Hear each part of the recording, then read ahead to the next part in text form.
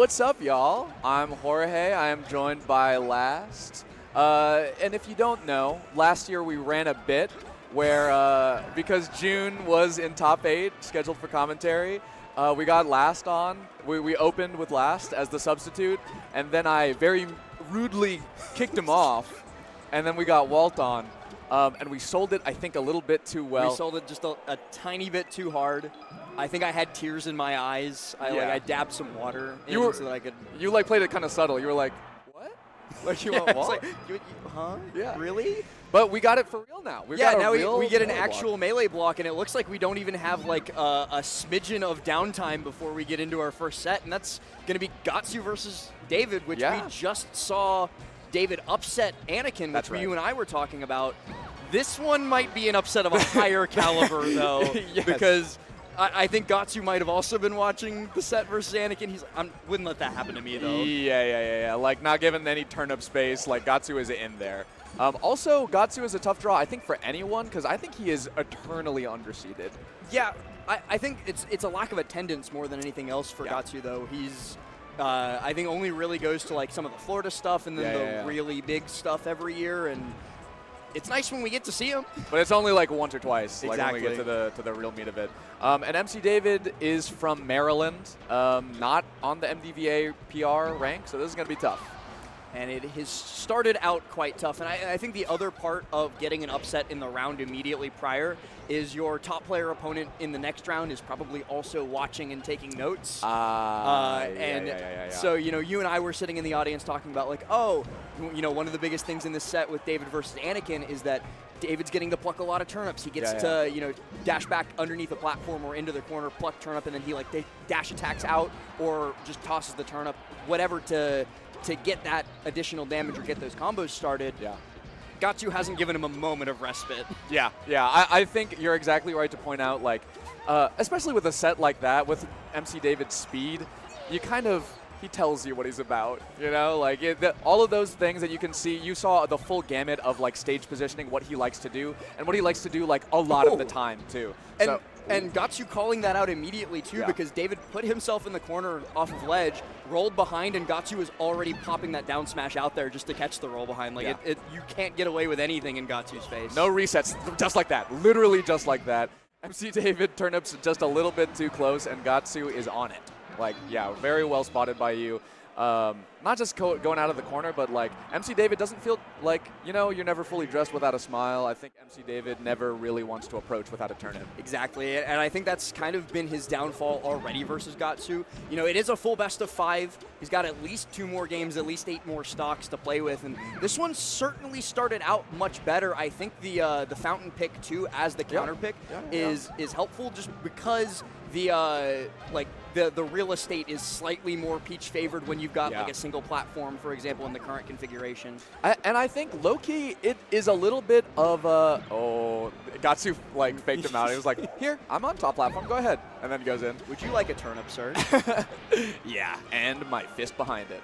I think also low-key it is having this less space on the ground will discourage MC David from turniping, right?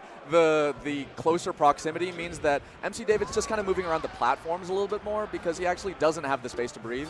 So it's also like changes his own play style, which I think is a good thing. I do want to call out and commend Gahtzu's micro spacing in that interaction, though, because he kind of slow stepped up towards MC David, who was on the right side of the screen, waited for David to pop that dash attack out of the corner, and then the second the dash attack whiffed on right in front of Gahtzu's chin, and then he was like, gotcha. Wow, that is kind of a brutal read. Like that's like a soul read. Oh God, that almost actually hit. You deserve to die for that. You deserve to get nared. But to have a read on just the spacing of dash attack, like a game and a half in, especially with a fast game like that in game 1, that's brutal. Yeah, it's not just a game and a half in. Game 1 was a 3-stock. And it was a fast one. I do think it's also well spotted to point out, like, this is after an upset. MC David just fought for his dang life. Just got reverse 3-0'd by Anakin. Almost. Yeah, that's right. And Gahtzu has been waiting in, you're looking into a bush and you just see the predator's eyes. That type of thing. Got the goggles on. Yeah. A little bit of a tech flub, too, by David there. Just unfortunate stock loss, but I don't think that stock was going to last too much longer, and does get the... Oh, sure.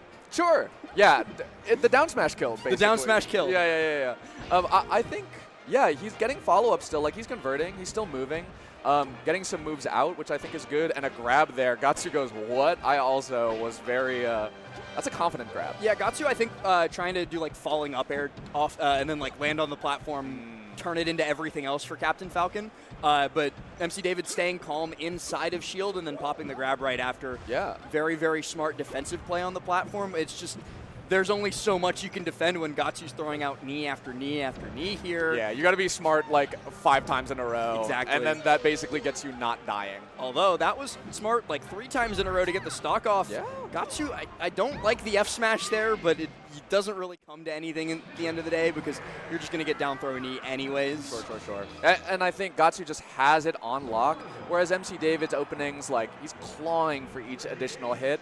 But what I do like to see was like stuff like that grab. The smart defensive play means that even in the face of getting 3-stocked and getting like super kneed by Gahtzu, still playing the good stuff. You know, doing the right tactics and trusting the things that you know are good. Gahtzu's not afraid to flick the funny yellow stick at all in this set. We've been seeing some kind of random smash attacks as just like hard call-outs. It's true. And Gahtzu is on a digital controller, so it is it's not the funny yellow button. Yeah, never mind. It's not the funny yellow stick. It's the not so funny yellow button. It's an all business button. Yeah, you're right. I never noticed how business those rectangle controllers are. They're not for pleasure. That's for sure. It's like a Terminator if exactly. it was a controller. Yeah. But I do think I liked seeing David move a little bit more last game, and I think to good effect. David wants to pluck a turnip so bad. Oh no, he chases into the corner, gets the That's flip. good. Yeah. Very nice. He didn't pluck turnip, and he got a stock for it. I also felt that, but I wasn't sure exactly what the feeling was. But no, you could see him like dancing around that left side platform before Gahtzu got aggressive, and he wanted to pluck it, but he was staying disciplined. And then as soon as he got the hit off, he was able to chase Gahtzu into the corner, get the back air for the stock. Yeah. Very nice, like the patience paid off. Yeah. There's situations where you're not seeing him if you're like resetting, just taking the turnip. This might be bad. That was very bad. Yeah, a bit of an overextension from MC David.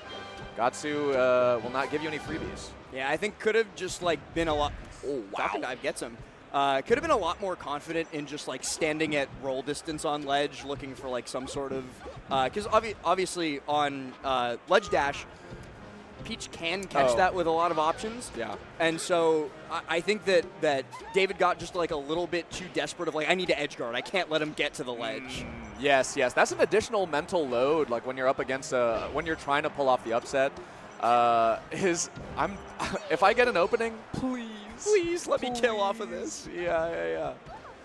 Especially like when you see Gahtzu living, he was at like 130 before that Nair took out. Like when you see Captain Falcon living upwards of that like 150% as that's going to close the set from Gahtzu, they just start to feel immortal against you. You're like, everything I try, you live through it.